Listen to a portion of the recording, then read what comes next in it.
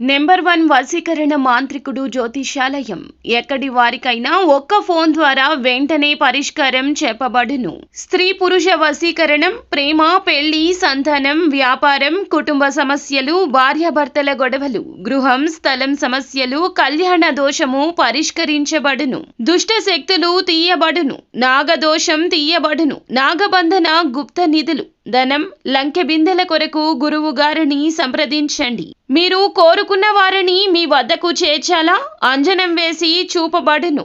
Guruji phone number 8185066725. అందరికీ నమస్కారం అండి. ఛానల్లోకి తిరిగి స్వాగతము. కన్య రాశి జాతకులు, ఈ రాశి జాతకులు గుర్తు పెట్టుకోండి. మే మాసంలో 18వ తేదీన ఒక భయంకరమైన విషయం తెలియబోతోంది. ఈ విషయం తెలుస్తుంది కానీ భయపడవద్దు. ఎందుకంటే గనక ఇది గ్రహస్థితి, తెలియాల్సిన అవసరం ఉంది. ఏం జరగబోతుంది తెలియాలి అంటే వీడియో పూర్తిగా చూడాల్సిందే. వీడియో పూర్తిగా చూస్తేనే మేము ఏం చెప్పబోతున్నామనేది మీకు అర్థమవుతుంది. వీడియో నచ్చితే లైక్ చేయండి. మీ లైక్ మాకెంతో సపోర్ట్ అండ్ ఎంకరేజ్మెంట్ గా ఉంటుంది.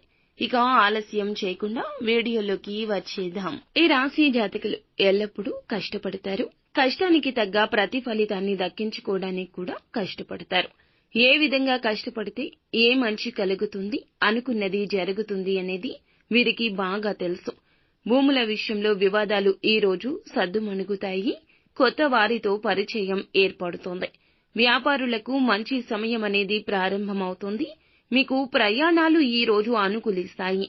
భవిష్యత్తులో లాభాలు తెస్తాయి. విజయాలు కూడా కొన్ని విషయాల్లో అందుకోబోతున్నారు.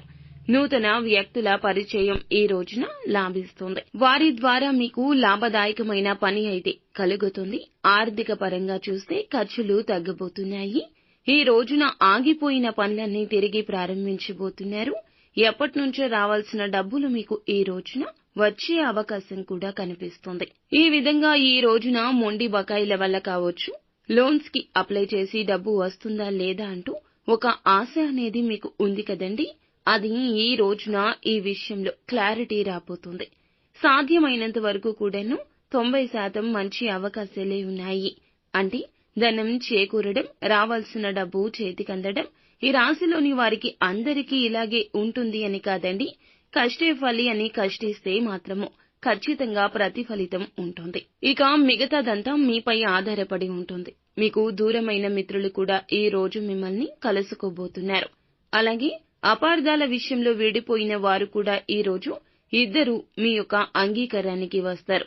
ఇది ఒక శక్తివంతమైన రోజుగా చెప్పాలి. మీకు సమయం అనేది అంతా అనుకూలంగా ఉండబోతుంది. మీ ఆలోచనల ద్వారా కెరియర్లో మంచి వృద్ధిని అయితే సాధిస్తారు.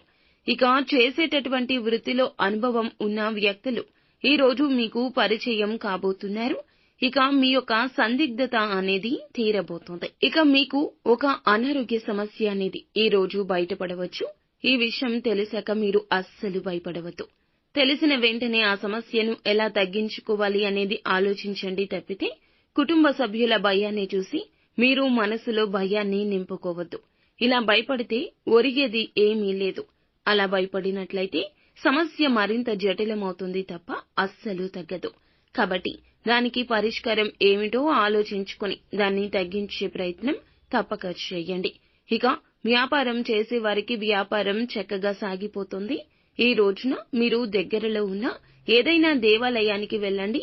దర్శనం చేసుకుని భగవంతుణ్ణి మనసారా తలచుకుని కాస్తంత అక్కడ సమయాన్ని కేటాయించండి. ఇలా చేస్తే మీ మనసు ప్రశాంతంగా మారుతుంది.